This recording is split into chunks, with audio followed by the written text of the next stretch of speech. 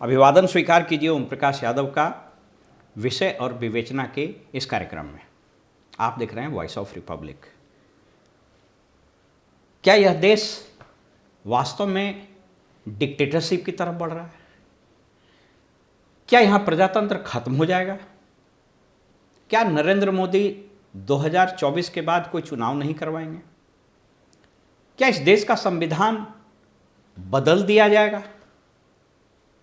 ये इस तरह के नैरेटिव्स एक खास वर्ग की मीडिया में और ये खास वर्ग के पॉलिटिशियंस, पत्रकार, जर्नलिस्ट और बुद्धिजीवियों में बड़ी तेजी से चल रहा है। ध्रुव राठी की एक वीडियो आई थी, उसमें भी इस चीज़ पर चर्चा हो रही है कि ये डिक्टेटरशिप की तरफ बढ़ रहा है और अगर 2024 में देश नहीं जागा तो ये डिक्टेटर हो जाएगा। अभिसार शर्मा से लेकर रवीश कुमार तक, अजीत अंजुम से लेकर और बहुत सारे न्यूज़ चैनल इस बात को प्रमुखता से कहते जा रहे हैं और कुछ पॉलिटिशियन भी। आइए इस पर बात करते हैं कि ये सिर्फ सनसनी फैलाने के लिए कुछ लोग कर रहे हैं या इसमें कोई तथ्य है, और जिन उदाहरणों को प्रस्तुत करके यह बताया जा रहा है कि यह देश डिक्टेटरशिप की तरफ बढ़ रहा है, उन उदाहरणों को भी समझने की कोशिश करते हैं। कुछ लोगों ने बताया कि इलेक्टोरल बॉन्ड इतिहास का सबसे बड़ा स्कैम है। स्कैम शब्द को कानून में जो परिभाषा दी गई है उसके अनुसार मॉनेटरी टर्म्स में मापा जाता है। जैसे आप देखिएगा कि आईपीसी में अगर चोरी होती है तो कितने की चोरी होती है वो उसमें मेंशन रहता है। जब आप जाएंगे तो पाएंगे कि इस देश में कॉमनवेल्थ गेम से लेकर के 2G scam, Telgi scam 1 lakh 1.5 lakh crore से ज़्यादा का स्कैम हुआ था। इलेक्टोरल बॉन्ड बेशक एक ऐसा स्कीम था जिसमें बीजेपी को तो फ़ायदा हुआ ही हुआ, लेकिन इस बात से कौन इनकार करेगा कि टीएमसी को भी मिला, आपको भी मिला, कांग्रेस को भी मिला।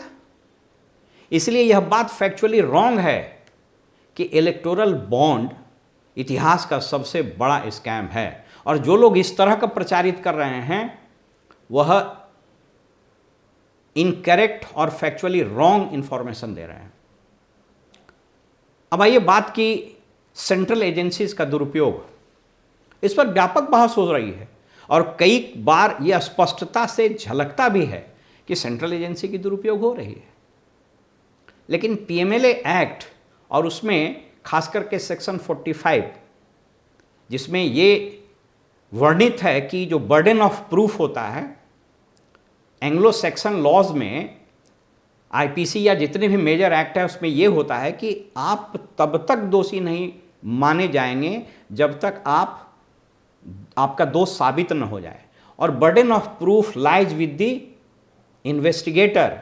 जो चार्ज लगाता है उसको यह साबित करना है कि आप दोषी हैं, न कि आपको साबित करना है कि हम बेगुनाह हैं। सेक्शन 5 पीएमएलए एक्ट 2002 में जो कांग्रेस के समय में आया था उसमें यह स्पष्ट रूप से अंकित है, और उसका अभिप्राय यह है कि बर्डन ऑफ प्रूफ उस एक्यूज पर लाई करता है।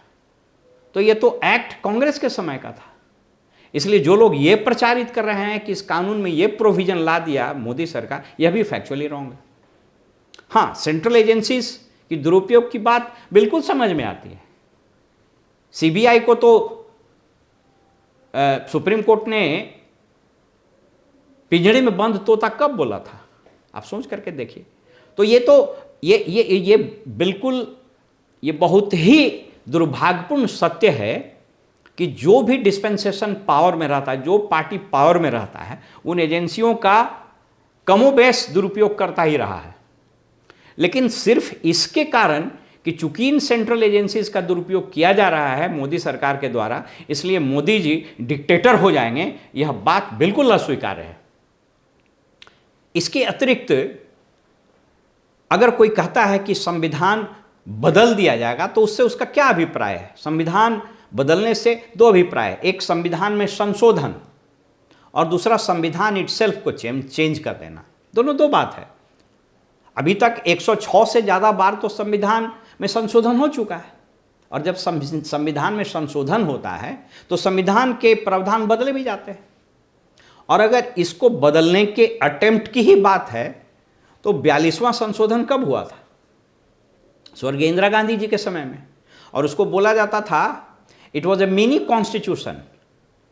आप वो कह सकते हैं कि that was an attempt to change the basics of the constitution. और उसको आपको पता है कि माने उस वक्त क्या स्थिति हो गई थी। और अगर डिक्टेटरशिप लगाने ही की बात है तो इस देश में सिर्फ एक बार इमरजेंसी लगी थी, वो भी इंदिरा गांधी के समय लगी थी। तो क्या इंदिरा गांधी डिक्टेटर हो गई, संविधान बदल दी, देश का डेमोक्रेसी बदल गया? ये चीज़ें फैक्चुअली रॉन्ग हैं। तो फिर ऐसा क्यों हो रहा है? ऐसा इसलिए हो रहा है कि कुछ लोग, जिसमें कुछ मीडिया चैनल्स, खासकर सोशल मीडिया पर यूट्यूब चलाने वाले लोग, ये सनसनी फैला देते हैं। और सनसनी फैलाने का उनका अपना कारण हो सकता है, उनका अपना वजह हो सकता है। और कुछ पॉलिटिकल पार्टी और कुछ पॉलिटिकल पर्सन्स इस तरह की बात करते हैं। और अगर कोई आदमी ये कहता है कि 2024 के बाद डिक्टेटरशिप आ जाएगा, चुनाव नहीं होंगे, संविधान बदल दिया जाएगा, देश का डेमोक्रेसी बदल जाएगा, देश का डेमोक्रेटिक फैब्रिक बदल जाएगा, तो यह तो इस देश के 140 करोड़ जनता के उसके स्वाभिमान पर अटैक है। अरे भाई, इस देश में जहां हजारों साल से हम लोग ने न जाने कितने आक्रमण झेले हैं, जब नादिर शाह नहीं बदल पाया, तिमुरलंग नहीं बदल पाया, औरंगजेब नहीं बदल पाया, अंग्रेज नहीं बर्बाद कर पाया, तो कोई क्या बर्बाद कर पाएगा? इस देश का मुस्तकबिल ये 140 करोड़ जनता हम और आप हैं। इसलिए कोई इस तरह का सनसनीखेज यूट्यूब चलाने वाला व्यक्ति फैला रहा है कि इस देश में डिक्टेटर्स आ रहा है, तो ये फैक्चुअली रॉन्ग है और ऐसे चीज का विरोध होना चाहिए। हमारी किसी से असहमति हो सकती है, मेरा कोई पर्सनल ग्रज हो सकता है, लेकिन इसका मतलब ये नहीं है कि देश के प्रधानमंत्री के प्रति आपत्तिजनक शब्दों का प्रयोग हो और देश की सरकार को, प्रजातंत्र इटसेल्फ को हम लोग गाली देना शुरू कर दें। और जो लोग ऐसा बात करते हैं, बढ़िया से संविधान भी नहीं पढ़े हैं। और मेरा अपना व्यक्तिगत अनुभव कहता है, आप बात कर लीजिएगा ना पॉलिटिकल पार्टीज और पॉलिटिकल पार्टीज के बड़े बड़े लीडर से, कितने आदमी के घर में संविधान की प्रति रखी हुई है, उठा के जरा देख लेना। संविधान के मूल प्रति को उठा करके आप कभी मौका लगे पढ़ के देखिए, उनके चित्रों को देखिए। भगवान राम से लेकर के और सीता तक और कृष्ण से लेकर के कितने लोगों की तस्वीर छपी हुई है, किसने वो पेंटिंग्स बनाई है। इस दुनिया का सबसे बड़ा आईन, इस दुनिया का सबसे बड़ा कॉन्स्टिट्यूशन, इस दुनिया का सबसे बड़ा संविधान हमारा है। और ये इतना वाइब्रेंट है ना कि कोई एक व्यक्ति और व्यक्तियों का समूह और कोई सरकार इसको बदल नहीं सकता है। इसलिए जो नैरेटिव्स चलाने की कोशिश की जा रही है, या जो लोग इस तरह का वीडियो बनाकर सनसनीखेज या चैनल चलाकर सनसनीखेज पैदा करना चाहते हैं, वो बिल्कुल गलत हैं। यह देश आप लिच्छवी आज का गणराज्य है। हमारे रगों में डेमोक्रेटिक वैल्यूज वैसे ही दौड़ते हैं जैसे खून में ऑक्सीजन दौड़ता है। इस देश के तमाम लोगों के इथॉस, इस देश के तमाम लोगों की सोच में डेमोक्रेसी और डेमोक्रेटिक वैल्यूज वैसे ही चलती है जैसे खून में हीमोग्लोबिन होता है। इसलिए इन बातों को बिल्कुल एक सिरे से नकारा जाना चाहिए। प्रजातंत्र में हर व्यक्ति निर्भीक होकर चुनाव लड़े।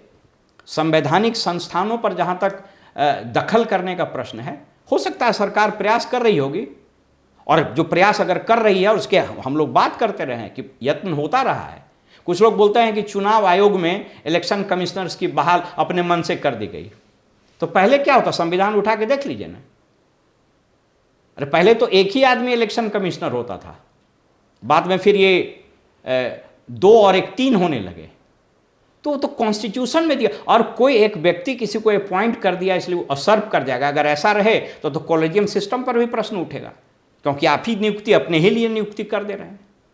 तो ये सब बातें कोरी बकवास है।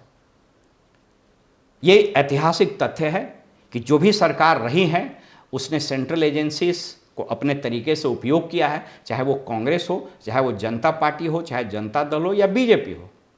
ये इस बात में भी तथ्य है कि जो अदालतों में बैठते हैं जजेस, उनके अपने अपने वैल्यूज, अपने सोचने के तरीके, उनके अपने इंक्लिनेशन भी होते हैं, और फैसला बहुत सब्जेक्टिव होता है। इसलिए आपके पास पर्याप्त आधार है ये बोलने का कि उसके तरफ टिल्टेड है। जो सरकारें रही हैं उन लोगों ने अपने तरीके से अपॉइंटमेंट भी किए हैं, और घोटाले तो इस देश में यह दुर्भाग्यपूर्ण सत्य है। सबसे पहला घोटाला नेहरू जी के समय में जीप का घोटाला हुआ था, जिसमें मेनन साहब को रिजाइन करना पड़ा था। तो यह दुर्भाग्यपूर्ण सत्य है कि हम लोग करप्शन के मामले में हमारे देश की स्थिति अच्छी नहीं है। ये एक इतर बात है, लेकिन इस तरीके से कि देश की प्रजातंत्र खतरे में है, देश में डिक्टेटरशिप लागू हो जाएगा, देश का संविधान बदल दिया जाएगा, 24 के बाद चुनाव नहीं होंगे, ये सभी बातें तथ्यात्मक रूप से भी गलत हैं। और ऐसा कहने से हम इस देश के रेजिलियंस पर, इस देश की ताकत पर और इस देश के मुस्तकबिल से हम लोग खिलवाड़ कर रहे हैं। फिलहाल हमें इजाज़त दीजिए और आप देखते रहिए वॉइस ऑफ रिपब्लिक।